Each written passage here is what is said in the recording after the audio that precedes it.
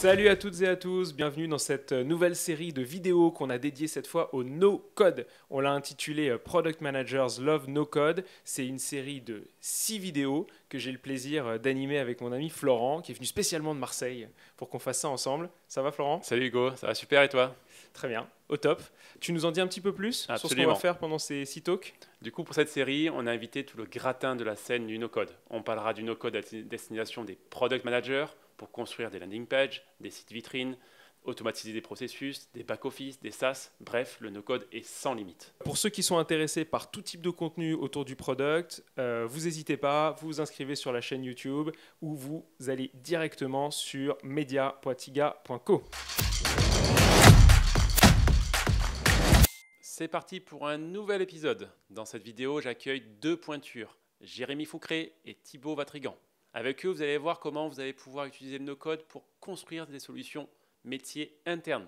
En effet, vous le savez, les équipes Sales, RH, Ops ont souvent besoin de leurs propres outils. Soit elles vont utiliser des outils de marché qui sont personnalisables, pas toujours, avec un coût conséquent, soit elles bâtissent leurs outils en interne. Et c'est là que le no-code change le game. J'accueille donc Jérémy, qui est le cofondateur de The Toolbox, l'agence numéro 1 en France qui conseille et construit les outils numériques pour faire des PME les plus efficaces du monde. Expert Notion, il lance Notion for Business en 2021 et propose des formations, des templates et accompagne ces entreprises pour déployer cette technologie-là en interne.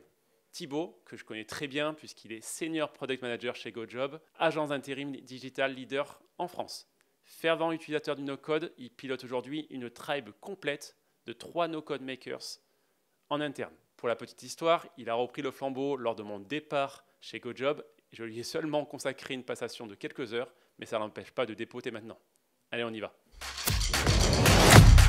Première question, c'est ce qui m'intéresse et qui intéresse aussi nos participants, c'est comment vous êtes arrivé sur cet univers-là de no-code, comment vous êtes un petit peu formé, voilà, si vous pouvez nous expliquer un petit peu le cheminement, aussi bien toi Thibaut qui vient plutôt du milieu à la base, plutôt product, et tu as convergé avec la nouvelle casquette du no-code, et toi Jérém avec The Toolbox. Yes, donc du coup, côté GoJob, donc nous, le no-code, c'est une compétence transverse. C'est-à-dire, on a une mission qui est de digitaliser tout le processus de l'intérim de bout à bout, et on le fait avec des développeurs, avec du no-code, avec de la data. Et du coup, moi, j'ai atterri effectivement chez GoJob comme product manager, donc c'était en février, pour remplacer un super product and no-coder du nom de Florent Isidore. Et du coup, c'est comme ça que je suis tombé dans le no-code, en fait, en te remplaçant Flo, et du coup, en ayant directement par l'action et sans aucune formation, du no-code à entretenir, du no-code à créer. Et c'est vrai que c'est une excellente formation, l'apprentissage par l'action. Et puis, depuis, donc au début, on a eu quelques outils qu'on utilisait. On a étendu notre périmètre de ce que pouvait apporter le no-code à la société, et j'y reviendrai tout à l'heure, jusqu'à maintenant avoir une équipe de 4 no-codeurs. Super. Moi, je suis tombé dedans un peu par le design et par un peu le produit, en fait, aussi. Si tu veux, j'ai étudié le marketing. Pendant mes études de marketing, je suis tombé amoureux des produits qui pouvaient faciliter l'organisation ou la collaboration. Du coup, j'ai décidé d'étudier l'UX. Et en fait, en étudiant l'UX, je suis vraiment complètement tombé dedans. Et puis là, je me suis rendu compte que c'est ce que j'avais envie de faire. Et donc, on a monté The Toolbox pour aider les boîtes à comprendre quels outils pouvaient les accompagner et les rendre plus efficaces. Et puis, finalement, comme ça, à cette époque-là, c'était il y a 3-4 ans, on ne parlait pas du tout de no-code. C'était vraiment plutôt des outils numériques, c'était du SaaS éventuellement, mais ça s'est créé petit à petit. On a monté la boîte un peu au moment où s'est lancé MakerPad, qui est une communauté très connue de no-code américaine, qui a maintenant été vendue à Zapier, qui est un des outils leaders du marché de l'automatisation no-code. Et c'est un peu eux qui ont popularisé ce terme-là. Et donc, en fait, on est rentré plutôt par les outils numériques et par le design à la base. Et puis, c'est devenu le no-code petit à petit. Et c'est marrant parce que même aujourd'hui, j'ai pas l'impression, on est très connu comme une boîte qui fait du no-code. Et pourtant, j'ai pas l'impression de faire que ça. Et c'est resté, je pense, beaucoup productivité, outils numériques. Mais le no-code est un vecteur incroyable pour faire ça. Parce que qui dit pas de code dit encore une fois moins de complexité et plus de facilité à mener les projets à bien. Ok, bah écoutez, ce que je vous propose, c'est qu'on rentre dans le vif du sujet. Si vous avez donc un ou plusieurs exemples concrets de solutions que vous avez construites du coup en no-code, avec bien sûr une explication un petit peu du besoin et des problèmes que vous avez solutionnés. Et bien sûr, on parlera un peu des outils. L'idée, c'est aussi de montrer un petit peu quels sont les différents gros outils qui permettent de créer des solutions métiers en interne. Qui veut commencer? Allez. Mais je peux vous parler je peux vous parler de différents cas. Je peux vous parler d'un premier cas client qui est super intéressant et qui est un projet qu'on a beaucoup aimé pour une boîte d'investissement locatif. Donc qui a d'un côté des investisseurs en fait qui souhaitent investir dans des biens immobiliers mais sans pour autant prendre la charge de ce que c'est que de chercher, d'acheter un bien puis de le rénover, de le mettre en location.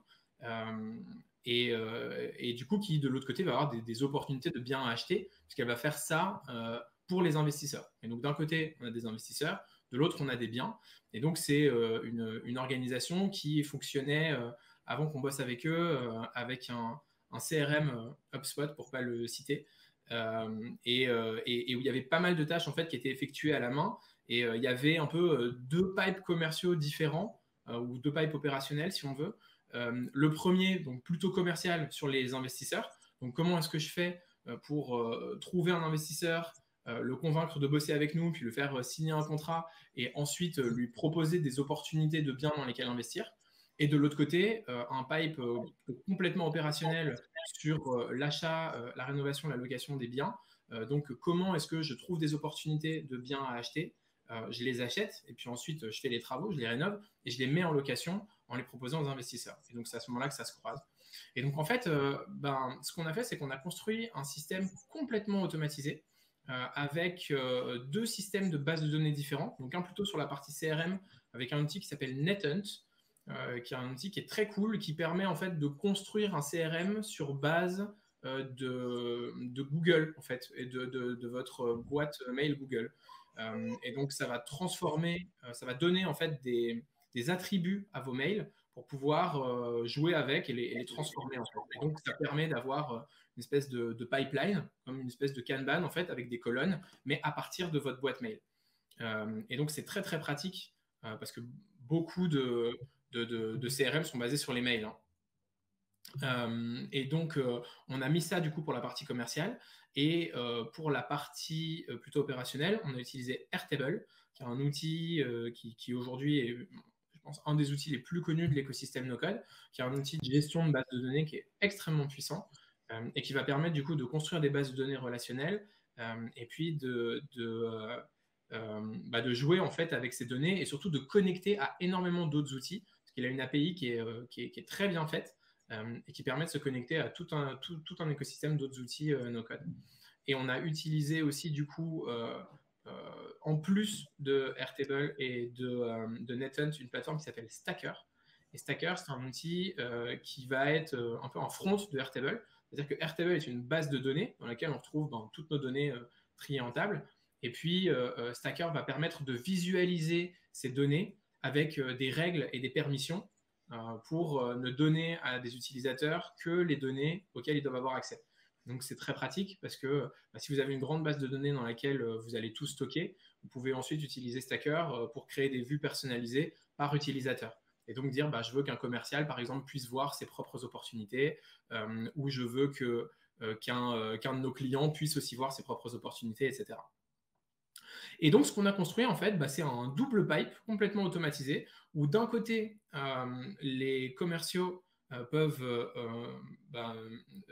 contracter avec des investisseurs et de l'autre côté, des chasseurs immobiliers peuvent faire des deals pour acheter des maisons et les rénover. Et ce qui se passe ensuite, donc on collecte toutes ces données au sein d'Airtable. On collecte les données du CRM d'un côté et les données opérationnelles sont en natif dedans. Et on a construit dans Airtable, alors c'est là que le no-code s'arrête un peu, un petit algorithme, mais très simple, hein, qui nous a pris quelques heures au final à construire, et qui va permettre de matcher automatiquement des opportunités avec le profil des investisseurs. Et donc les investisseurs, ils ont des critères d'investissement. Par exemple, je veux investir dans un bien pour entre 200 et 400 000 euros et je veux que ça me rapporte 5 à 6% par an, par exemple. Et on va pouvoir matcher les critères de l'investisseur avec une opportunité qui a été trouvée, un immeuble dans lequel qu'on a acheté et qu'on a rénové. Et donc, ça permet d'aller de simplifier énormément les opérations. On a tout automatisé. Donc, aujourd'hui, tout le monde tout le monde utilise ces différents outils.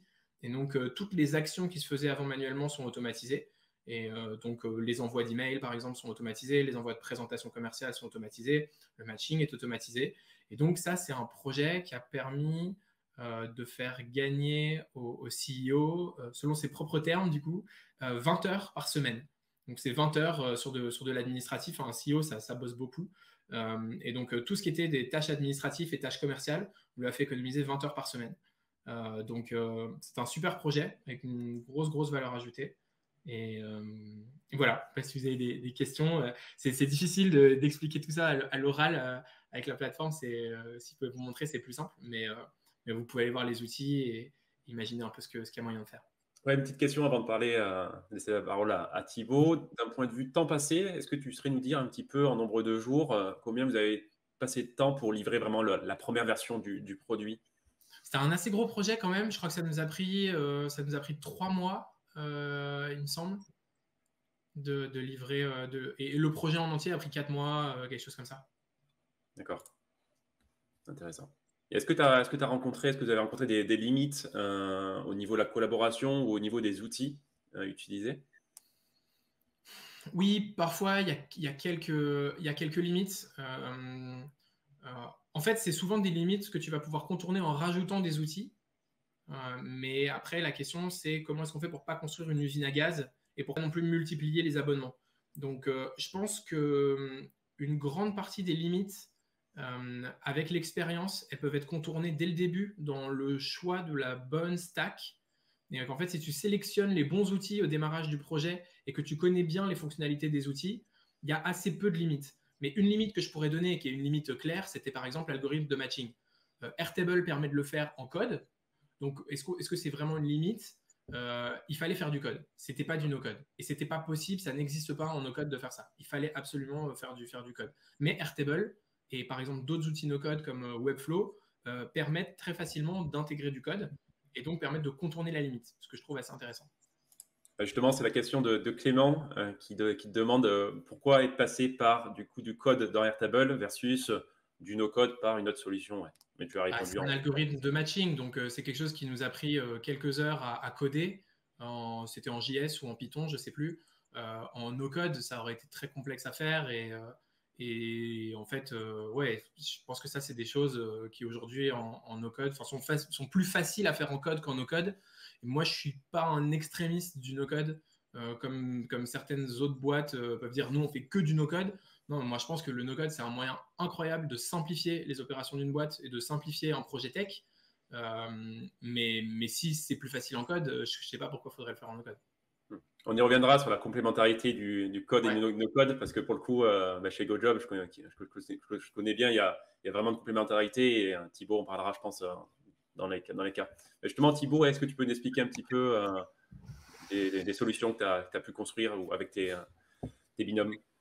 Ouais, donc justement, avant de parler de solutions, nous, le problème, c'était on se rendait compte qu'on avait beaucoup d'appels d'offres. Donc, nous, les clients qui nous font des appels d'offres, c'est par exemple Carrefour, qui a envie de recruter 300 intérimaires toutes les semaines, etc. Et on avait beaucoup d'appels d'offres dans lesquels les clients ils nous demandaient qu'on puisse recruter à toute heure de la nuit. Donc, le client, il se rend compte à 2 heures du matin qu'il y a quelqu'un qui ne s'est pas pointé. Est-ce qu'on peut avoir à 5 heures du matin un travailleur qui est aux portes de l'entreprise? Et du coup, donc, on a eu cette problématique. Donc, d'un point de vue product, on s'est dit, en fait, une des solutions, ça peut être d'avoir des personnes qui travaillent la nuit. Et du coup, on répond à l'appel d'offres et puis on continue à gagner du chiffre d'affaires. Mais effectivement, ce n'est pas scalable. Et puis, ce n'est pas dans notre image d'acteur digital. Donc, on l'a vite écarté. Deuxième solution, on s'est dit, est-ce qu'on ne pourrait pas développer une solution donc, qui permet aux clients de recruter à toute heure de la nuit? Et là, c'est posé la question, est-ce qu'on le fait en code ou en no-code? Et du coup, nous, notre approche sur le sujet code versus no-code, je suis entièrement aligné avec toi, Jérémy, sur le fait que le no-code, c'est un moyen. Donc, il y a certains cas où il est hyper utile et d'autres non. Et nous, notre vision sur le sujet, c'est la suivante. quand c'est du cœur de métier, donc nous, notre cœur de métier, par exemple, c'est le recrutement. Donc, si on touche à notre process de recrutement cœur et qu'on fait une solution qui est applicable à tous les clients, on se base sur les mêmes bases de données que celles sur lesquelles s'appuie notre code et on le fait en dur, en code. Là, on était sur un besoin où il y a 10%, voire un peu moins de nos clients qui le demandent. Donc c'est un petit peu, on le voit un petit peu comme une extension de notre produit qui nous permet d'ajouter des fonctionnalités et du coup d'aller gagner des appels d'offres. Et du coup, dans ce cas-là, on a décidé de le faire en no-code.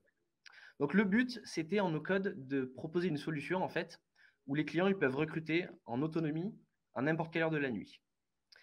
Et du coup, donc on l'a développé en 4 jours. Donc cette solution, c'est un premier front, donc une application pour nos recruteurs qui viennent pendant la journée préqualifier des travailleurs qui sont d'astreinte, donc qui viennent renseigner leur nom, leur prénom, leur profil, etc. Et une deuxième, donc ça c'est la partie outil métier interne, et une deuxième interface qui cette fois-ci est à disposition du client, sur lequel si le client au milieu de la nuit, il a besoin de quelqu'un, il a déjà la liste des travailleurs préqualifiés, et du coup toute l'automatisation qui est derrière, c'est de pouvoir faire en sorte que le client, quand il a besoin d'un profil, il clique sur ce profil-là, et on a tout un tas d'automatisations qui permettent d'initier, de clôturer le recrutement. Donc concrètement, on a un système d'envoi de SMS. Donc ça, on a averti le travailleur auparavant. Et si le travailleur confirme qu'il est disponible, qu'il a les bons documents et qu'il peut être à l'heure, en lieu et place sur la mission, alors le recrutement est terminé. Et du coup, en fait, le client est autonome pour ce faire. Donc, on a déployé ça chez nous. Et en fait, le principal avantage en termes business et métier, c'est pas qu'on ait une solution fonctionnelle, mais c'est qu'on puisse le vendre. Et donc, que ce soit un atout supplémentaire pour aller gagner des deals. Deux questions, Thibaut. Quels sont les outils que vous avez utilisés, que ce soit des outils no-code ou pas? Et si vous l'avez fait en code, est-ce que vous avez réussi à estimer le temps passé en code versus en no-code, qui est, je pense, un gros arbitrage à faire en priorisation de la roadmap? Voilà. Donc, pour la première question, en termes d'outils, du coup, nous aussi, sur ce sujet-là, on a utilisé l'outil Airtable. Donc, c'est l'outil qui permet de gérer des bases de données et qu'on trouve assez simple, assez intuitif et surtout très, très ouvert. Donc, sur Airtable, on a toutes nos données, donc les données des clients qui peuvent se connecter, les données des travailleurs qu'on vient préqualifier dessus. Et on a ajouté à ce socle-là, qui est finalement notre back-office no-code pour ce sujet-là, une partie front-office, donc un applicatif. Et sur ça, on a utilisé Mini Extension, qui est en fait un plugin à Airtable qui permet de faire des fronts, donc des applications, que ce soit interne pour nos clients, pour nos ops, ou externe pour les clients. Et tout le volet, comment j'effectue mon recrutement en automatique, donc l'envoi des SMS, etc. On a utilisé Integromat, je sais qu'on a un petit peu parlé hier et avant-hier, donc, qui permet justement de faire la glue, c'est-à-dire la glue entre Airtable qui contient toutes les données et notre outil d'envoi de SMS automatique qui s'appelle Twilio Studio et qui permet d'envoyer des SMS et d'écouter la réponse qu'on va te faire et en fonction de la réponse, de déclencher divers scénarios. Donc, si la personne répond oui, du coup, on l'embarque dans l'étape suivante du recrutement, par exemple. Donc, ça, c'est en termes d'outils.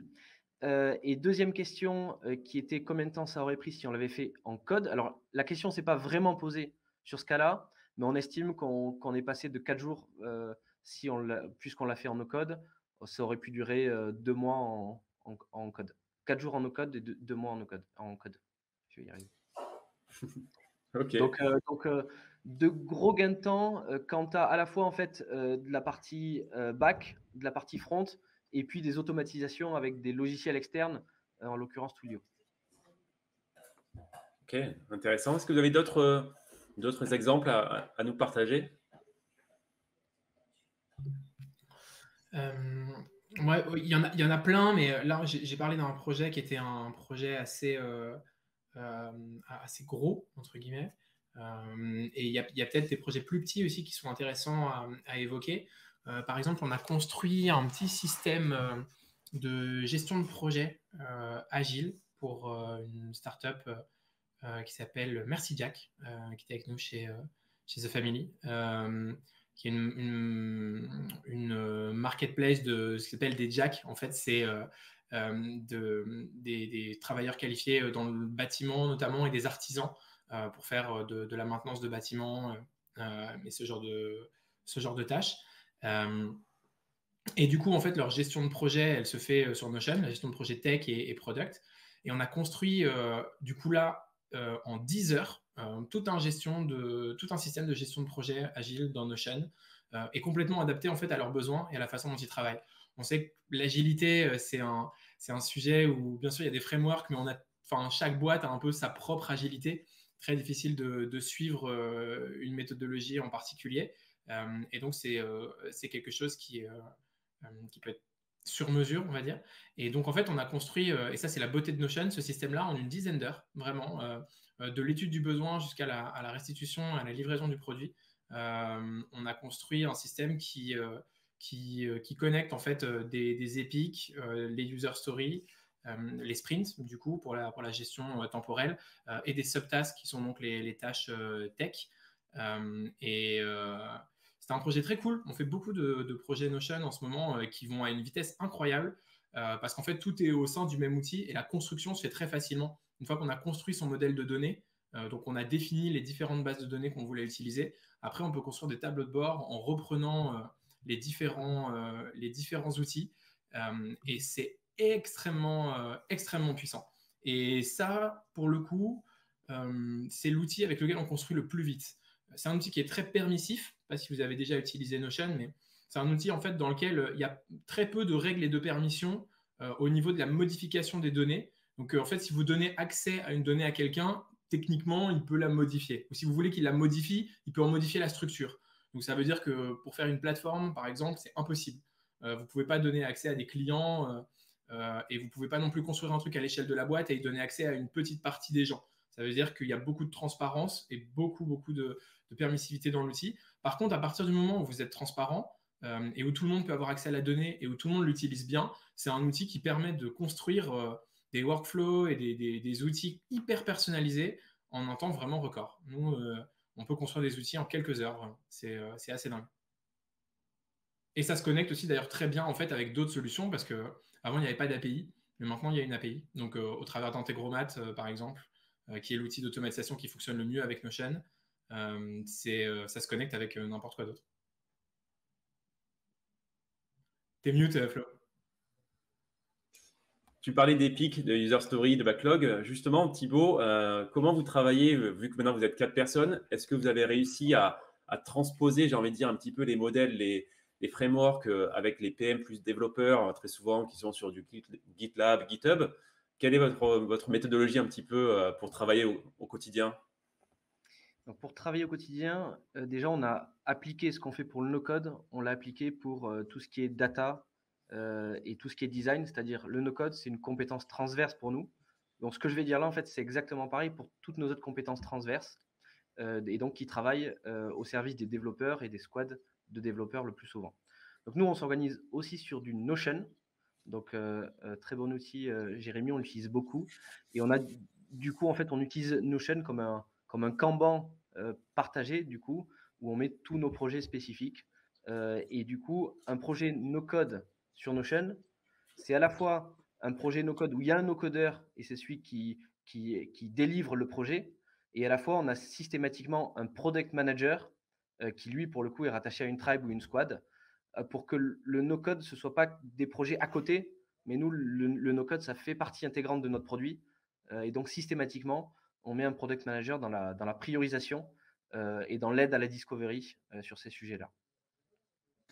Ok, on a une question concernant la partie de QA. Peut-être pour toi, Thibaut, pour le coup. Est-ce que vous faites de la QA, tout comme un PM fait les tests lorsqu'il y a un ticket terminé par un de ses développeurs? Oui, on a d'ailleurs plusieurs types de QA. On a répliqué un petit peu ce qui se fait du côté des devs.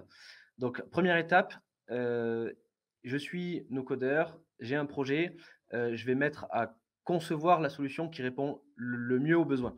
Donc déjà, avant de parler de QA, il y a la phase de conception en fait, où on essaie d'être plus proche de nos utilisateurs. Donc ça, on a une structure, on utilise Notion, encore une fois, comme système pour répertorier finalement tous nos besoins. Et ensuite, une fois que la première version est faite, on a une première QA technique.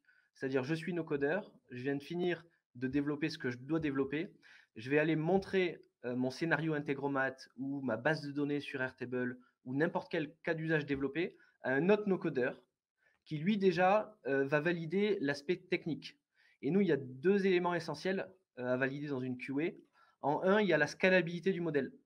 Est-ce que finalement, j'écris des variables en dur et du coup, le jour où je voudrais étendre mon no-code, ce sera hyper difficile. Première dimension, scalabilité. Et deuxième dimension, c'est la partie gestion d'erreur. C'est-à-dire au moment où on va concevoir le no-code, on va préempter tous les cas d'erreur possibles. Un des exemples, c'est qu'est-ce qui se passe si en entrée de mon scénario no-code, je n'ai pas la bonne donnée attendue. Et donc, finalement, ce système de QA où il y a un no-codeur externe qui va revoir le scénario qui a été fait, permet de préempter ces 2 types de questions-là, et ça constitue le premier socle de validation technique. Et ensuite, bien évidemment, on a une partie QA utilisateur, qui soit interne ou externe, où on va du coup mettre le produit, nos codes dans les mains de nos utilisateurs, un peu comme on fait avec du dev. Donc, on a vraiment cette validation en 2 étapes. Ok, intéressant. Ouais. Une question pour toi, Jérém. On parle de Office 365, notamment aussi avec l'écosystème no-code, Power Apps, Automate. Quelle est ta vision sur ces outils qui sont, voilà, on va dire un peu la continuité de ce qu'on retrouve plutôt dans les PME plutôt tradis et dans les grands groupes? T'es mute. Hop, voilà. C'est une très bonne question et en fait, nous, on se la pose souvent parce qu'on bosse pas mal avec Office 365. Aujourd'hui, il faut quand même se dire que c'est un outil qui est, enfin, une suite d'outils qui est incontournable parce que, comme tu dis, beaucoup d'entreprises l'utilisent déjà et ils ont un écosystème d'outils, notamment avec Power Virtual Agents, Power Apps, Power Automate, qui permet de construire beaucoup de choses en no-code. À un moment, ce qu'on pouvait lui reprocher, c'était d'avoir peu de connexions extérieures. Mais quand même, aujourd'hui, avec Power Automate, nous, on a réussi à bien connecter des systèmes. Et donc, par exemple, on a connecté tout un système qu'on a construit sur Airtable plus Stacker avec un directory Azure AD. Donc, c'est le système de single sign-on de Microsoft. Et en fait, c'est une boîte qui fonctionne que sur Microsoft, ou en tout cas avec la suite, mais avec qui on construit pas mal d'outils no-code sur du Airtable ou du Trello aussi qu'on utilise beaucoup chez eux, du Stacker. Et en fait, tout ça se connecte assez bien à leur écosystème, notamment Teams, SharePoint et Azure AD pour les utilisateurs. Et donc, je dirais qu'ils ont fait des gros efforts. Et moi qui étais plutôt un détracteur de Microsoft il y a quelques années, aujourd'hui, je trouve que c'est une bonne solution. Ils ont de très bonnes solutions et ça fonctionne assez bien. Alors après, bon voilà, il y a toujours quelques points d'UX qui sont un petit peu peut-être difficiles à avaler quand on a l'habitude d'utiliser des outils aussi puissants et simples d'utilisation à la fois qu'Airtable. Mais pour la stabilité et pour les boîtes, du côté professionnel, je pense que c'est quand même des très bons outils et bien intégrés dans l'écosystème no-code. Je pense aussi à tout ce qui est DSI et service IT, je pense qu'ils seront plus ouverts, on va dire, à des outils, entre guillemets, qui viennent vraiment de l'ancien Internet, on va dire, versus un Stacker, Airtable, qui reste quand même des outils plus récents. Ok, intéressant. Thibaut, je sais que GoJob, pour le coup, est une startup qui est vraiment très, très mature sur le sujet du no-code. Je sais que vous avez même travaillé sur un career pass spécifique sur le no-code. Est-ce que tu peux nous en dire un peu plus? Yes, parce qu'en effet, on s'est mis à embaucher donc des no-codeurs. Et du coup, quand tu embauches des personnes, il faut leur donner des perspectives d'évolution et de progression. Et du coup, c'est dans ce contexte-là où on a construit notre plan de carrière, en fait, pour toute personne qui nous rejoint en no-codeur. Les no-codeurs qu'on a embauchés en général, et je pense qu'ils me regardent, donc je vais quand même le dire, ils étaient assez débutants en la matière. Donc en fait, on les a embauchés comme no-code maker. Et c'est le niveau d'entrée où en fait tu découvres les outils no-code, tu découvres les logiques no-code, et ton but c'est de faire du no-code, comme j'ai dit tout à l'heure, scalable et fiable, donc sans erreur. Donc ça c'est le premier niveau quand une personne nous rejoint dans le no-code. Le deuxième niveau, on l'appelle product builder, où là pour le coup il y a une notion d'autonomie, c'est-à-dire on est capable de construire des produits. Et la grande différence, c'est qu'on le fait en autonomie ou en quasi-autonomie par rapport aux développeurs. C'est-à-dire, on est capable de prendre en entrée de notre no-code des données qui nous viennent directement des bases de données. On est capable d'utiliser l'école API, donc Application Programming Interface, je crois que vous en avez parlé hier, qui nous permettent justement d'aller interagir avec notre produit. Et du coup, on est beaucoup plus autonome sur la conception de produits. Et ensuite, on a 2 tracks dans le plan de carrière. Une première track où finalement, le no-code va rejoindre le product manager. Donc, il va devenir product manager, c'est-à-dire il va avoir la pleine autonomie sur la priorisation du coup par rapport à un KPI, par rapport à un problème. Et en plus, il va avoir cette casquette de no-codeur et de product builder. Mais finalement, ça va être un product manager grandement amélioré par la capacité de conception. Et le deuxième track, c'est plus une track expertise, où là, le no-codeur, il va se spécialiser dans un des domaines du no-code, et il y en a 2 pour moi, et il va être expert sur le sujet pour aller aider d'autres no-codeurs dans l'excellence technique sur ces sujets-là. Et du coup, en track technique, pour moi, il y a vraiment 2 types de cas d'usage en no-code. Soit tu pars du front et tu utilises le no-code pour faire une application métier, et c'est ton premier but d'aller prendre des retours des utilisateurs, et donc tu peux faire du front, du back, mais tu pars vraiment de je veux concevoir un outil ou une application. Et là, il faut beaucoup de compétences en front et tous les liens que tu as avec tes bases de données. Et nous, l'autre type de cas d'usage qu'on a, qui est le deuxième track expertise, c'est on utilise le no-code en fait sans interface, sans front, mais on utilise le no-code juste pour automatiser des bouts de processus qu'on a en interne. Jérémy, tu parlais de productivité, là on en est en plein dedans. Et pour ce type de cas d'usage-là, c'est plus des expertises d'accès à la donnée, d'automatisation, d'API. Et donc, on est dans peut-être un volet un peu moins UX et un peu plus technique. Et donc, c'est les 2 tracks expertise qu'on a.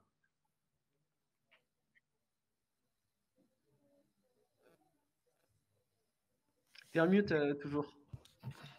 Une question de Christophe, merci messieurs, qui revient souvent sur la RGPD, que je vous invite à répondre. En fait, de notre côté, parce qu'on travaille du coup pour des clients qui nous posent parfois cette question-là, tout dépend du type d'outil qu'on crée, du type de data qu'on stocke. Mais généralement, quand c'est des données d'entreprise, type des tâches, si c'est par exemple un outil de productivité ou de gestion de projet, il n'y a pas vraiment de sujet. Les données sont stockées sur des serveurs qui sont avec les outils no-code très souvent aux États-Unis. Mais de toute façon, c'est des boîtes américaines. Donc, il me semble qu'en vertu du Cloud Vision Act, étant des boîtes américaines, en fait, même si les données étaient stockées en Europe, avec l'extraterritorialité du droit américain, ça permettrait au gouvernement de réquisitionner ces données-là, où qu'elles soient stockées dans le monde. Donc, en fait, je pense que de ce point de vue-là, légalement, on est assez faible en Europe et on ne peut pas faire grand-chose. À partir du moment où on décide de travailler avec des outils américains, on a ce risque-là qui se présente. Par contre, par rapport à la sécurité de la donnée, généralement, c'est des outils sur lesquels il y a une authentification à 2 facteurs, voire un SSO, et qui stockent leurs données sur des plateformes qui sont très sécurisées, avec des protocoles qui sont quand même bien réfléchis, parce que eux, c'est leur métier de sécuriser les données de leurs utilisateurs. Et donc, en fait, j'aurais tendance à dire que très souvent, le no-code peut être plus sécurisé qu'une application en code qu'on va développer et mettre sur son propre serveur, où là, il peut y avoir des vraies brèches, parce qu'en fait, elle n'a pas été développée avec tous les standards de sécurité très, très élevés qui vont être mis en place par les éditeurs. Donc, nous, on n'a jamais eu de problème de sécurité, et quand on a fait des recherches, on s'est rendu compte que ça ne posait pas forcément de problème, outre, comme je disais encore une fois, le stockage des données, parfois qui doit nécessairement s'opérer dans un pays européen, où là, il faut choisir des solutions qui, en plus d'héberger en Europe, sont européennes. Une question de Grégory sur l'aspect financier pour Thibaut. Comment vous gérez un petit peu, même si ce n'est pas, je pense, le plus gros poste de dépense, mais comment vous gérez au quotidien un petit peu les coûts des différents outils no-code? Les coûts des différents outils no-code, nous, déjà, quand on parle de coûts, il faut parler de valeur, en fait. Donc, je vais commencer par la valeur. La valeur du no-code, on l'estime effectivement soit dans le gain de temps parce qu'on produit plus vite, soit dans pour le cas du portail H24 dans le fait que finalement, on a une solution plus vite et donc on tire la valeur du projet beaucoup plus vite. Donc ça, c'est en termes de valeur. Ou alors, une autre valeur, c'est que finalement, le no-code, ça nous permet de poker très rapidement. Et du coup, quand on va le faire en dev avec du code, on va être beaucoup plus précis et répondre beaucoup mieux aux besoins clients. Donc ça, c'est la valeur. En termes de coûts, si j'ai bien compris de la question sur les coûts des outils no-code, c'est négligeable.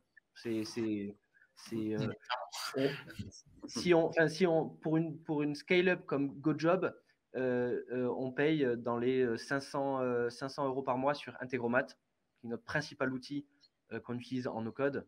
Et quand on compare par rapport aux autres postes de dépenses et à la valeur que ça apporte, on ne se pose même pas la question. Ce qui implique juste, quand on construit du no-code, de le faire intelligemment, parce qu'Integromat, par exemple, on paye au nombre d'opérations. Donc, si je reprends mon cas du portail, je vais payer un tout petit peu à chaque fois que j'envoie un SMS ou à chaque fois que je vais récupérer une donnée pour justement, parce que j'ai un nouveau travailleur que je veux recruter en automatique. Et donc, plus on construit nos solutions de manière scalable et moins on paye. Mais aujourd'hui, 500 € par mois, c'est effectivement pas grand-chose pour une scale-up. Surtout que 500 € par mois, il me semble que c'est vraiment c'est proche du maximum de ce qu'on puisse faire avec Integromat parce que ça représente déjà des millions d'opérations par mois. Ouais, c'est 1,6 million. Une dernière question et après on passera à la conclusion. Une question de Nicolas sur comment vous recrutez et recherchez vos profils no-codeurs. Je sais que vous avez aussi travaillé sur une espèce d'outil qui permet de faire une auto-évaluation sur différents critères. Est-ce que tu peux nous en dire un peu plus, Thibaut? Oui, avec plaisir. Donc, sur l'outil d'auto-évaluation des compétences, je pense qu'on pourra le partager soit ici dans les commentaires, soit a posteriori. Donc, c'est un outil en fait qui permet soit aux personnes qui veulent nous joindre, soit finalement à nos codeurs de s'évaluer par rapport aux différentes compétences qu'il faut pour être nos codeurs. Et on les catégorise en 3. Il faut des compétences produits, des compétences de maker et des compétences de tech/data. Et donc ça, c'est pour la partie évaluation, effectivement. Maintenant, comment est-ce qu'on recherche nos profils? Nous, chez GoJob, nos cas d'usage, c'est beaucoup plus de l'automatisation et de la tech, donc du Airtable, du Integromat, plutôt que la partie UX ou faire des applications métiers. Donc, on ne va pas chercher quelqu'un qui fait du Bubble et qui sait faire que ça. On va plus chercher quelqu'un en qui on sent un fond de compétences solide en product, en data et en maker, et qu'on va faire progresser sur différents outils. Donc, on cherche plutôt un généraliste qu'un spécialiste axé front. Très bien. Je vais vous poser une question plus sur votre vision. Comment voyez-vous un petit peu l'univers du no-code dans 5-10 ans en ce qui concerne les outils et en ce qui concerne les personnes qui vont utiliser les outils? C'est une bonne question. Dans 5-10 ans, il peut se passer quand même beaucoup de choses dans 5-10 ans. Je pense que le no-code, ça existe depuis très longtemps. Pour moi, c'est la démocratisation de la technologie, parce que tout le monde ne sait pas coder. Le code, c'est quelque chose quand même de relativement complexe. Et donc, de permettre aux gens d'utiliser des briques technologiques pour construire des choses, finalement, ça semble assez intuitif. Je veux dire, c'est quelque chose qui va facilement être mis dans les mains des gens et qui va facilement se développer. Donc, je crois que ce qu'on appelle le no-code, qui pour moi est en fait une démocratisation de la technologie, c'est vraiment quelque chose qui est là pour durer, d'autant que les gens n'apprendront pas forcément plus à coder que c'est le cas actuellement. Après, en termes d'outils, je pense qu'on a déjà quand même une assez bonne idée de ce qu'il peut y avoir, des outils qui vont continuer à exister demain. Parce que le marché, même s'il a un peu explosé aux yeux du grand public, j'ai l'impression se construit depuis déjà quelques années. Je pense que des outils comme Notion, par exemple, sont totalement révolutionnaires, ou Airtable. Ça se voit d'ailleurs dans les valos, et c'est des outils qui vont continuer à être très, très fort utilisés. Il y a des outils, vous pouvez regarder, type Bardeen, Bardeen, je pense, que j'ai découvert il y a peu de temps, qui est très récent, où là, je trouve qu'il y a un pas intéressant qui est fait dans l'usage. En fait, c'est un outil c'est une extension web qui permet de créer facilement des automatisations avec du langage, de la syntaxe. Et je crois que le futur du no-code, en fait, c'est ça. c'est de pouvoir créer indépendamment des outils, avec un langage commun, des automatisations et de la syntaxe. Avec de la syntaxe. Et donc de pouvoir dire, par exemple, si dans tel outil, il se passe ça, mais vous écrivez cette phrase à l'écrit, alors dans tel autre outil, je vais faire ça. Et je crois que de plus en plus, en fait, la notion d'intégromat, construire des scénarios, etc., ça va se faire dans des phrases. Et on va écrire ce qu'on veut, sauf que dans ces phrases, vous allez avoir des petits bouts qui seront en couleur et qui seront des éléments de syntaxe, comme on a dans le code, en fait. Vous avez vos fonctions, vos variables qui sont en couleur. Mais je crois que ça va se développer au langage usuel. Et donc, on pourra dire, si j'ai une nouvelle tâche qui apparaît dans le tableau Y sur Trello, alors je veux envoyer un mail à la personne qui a créé cette tâche. Et en fait, ça, ce sera du no-code. Voilà, pour moi, c'est ça qui va se passer. Okay. C'est marrant parce que finalement, c'est du no-code, mais on en revient au code dans le sens où la base du code est l'algorithmie. Donc, finalement, c'est du code no-code. C'est assez marrant. OK. Et toi, Thibaut, peut-être une question spécifique sur GoJob. Est-ce que demain, tu penses, dans 5 ans, les ops vont créer par eux-mêmes les outils avec les mêmes solutions que vous utilisez? Est-ce que les développeurs vont utiliser les outils no-code? C'est quoi un petit peu ta vision? Ma vision, déjà, je te rejoins un petit peu, Jérémy, quand tu dis que effectivement, ça va être s'il se passe ça dans tel outil, alors il se passe ça. Moi, le tout premier outil no-code que j'ai connu, c'était en 2015. Ça s'appelait IFTTT. Maintenant, ils se sont renommés, il s'appelle IF. Et c'était exactement ça. C'est if this, then that. C'est-à-dire, tu prends un module et tu dis, si jamais j'ai ça en entrée, si j'ai un nouveau travailleur qui est motivé, alors lui envoyer un SMS. Et ça, c'était du no-code à destination du grand public. Tout au début, ça s'est développé un petit peu comme ça. Ça n'a jamais trop marché, c'était pour automatiser ces petites tâches du quotidien.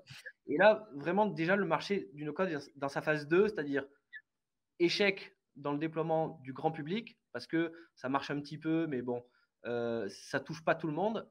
Et du coup, là, on en est à la deuxième vague où on vient toucher le milieu professionnel avec des solutions qui sont plus complexes, qui touchent un écosystème toujours plus grand. Et moi, ce que je pense sur le futur de ce no-code-là, donc de la deuxième vague professionnelle, c'est qu'on va avoir des outils qui vont être encore plus simples avec des fonctionnalités qui vont se rapprocher du code. Par exemple, aujourd'hui, sur un outil qui s'appelle Integromat qu'on utilise, la notion de fonction n'existe pas en soi. Une notion de fonction, c'est très utilisé en dev, où les développeurs, ils font que des fonctions et ensuite, ils ont des bouts de code qui appellent différentes fonctions. Ça permet de spécifier différents comportements d'une solution. Et donc, je pense que finalement, le no-code, il va être encore plus simple parce qu'il va abstraire de plus en plus de notions du code. Et donc, on va pouvoir faire de plus en plus de choses en no-code. Est-ce que les ops vont pouvoir l'utiliser ou est-ce que finalement, ça va rester une compétence spécifique? Mon opinion, c'est qu'il va y avoir un peu des deux. Mon opinion, c'est que le no-code, dans 80% du cas, il faut être expert. Parce que même si l'usage est simple, les réalités derrière pour faire de la fiabilité et pour s'interconnecter aux outils resteront quand même complexes. Donc ça va rester quelque chose d'expert, mais il va y avoir un Excel-like qui sera en no-code et qui sera la surface visible du no-code pour les ops. Donc ma réponse est un petit peu des deux, mais essentiellement quand même de l'expertise. Je suis assez d'accord avec ça aussi. Ouais. Je crois qu'il y a eu pendant un moment, tu vois, surtout au début de l'année dernière, je le vis moins maintenant, mais au début de l'année dernière, une vague avec le no-code, on peut absolument tout faire. Tout le monde peut se mettre au no-code et no-code, ça veut presque dire nos compétences. Et c'est faux. Ça demande quand même des grandes compétences. Je vois, nous, l'équipe technique qu'on a, c'est des ingés, c'est des gens qui ont vraiment... qui passent leur temps à réfléchir et à construire des choses et qu'on doit former pendant des mois pour en arriver là. Et c'est pas si simple parce que c'est la logique derrière qui compte en fait. Vous avez des questions ou des suggestions, vous les postez en commentaire juste en dessous de la vidéo. Et si vous avez envie d'en savoir plus sur SuperPM et sur Tiga, n'hésitez pas à nous pinguer sur nos réseaux sociaux. Et sinon, je vous dis à très vite pour une prochaine vidéo.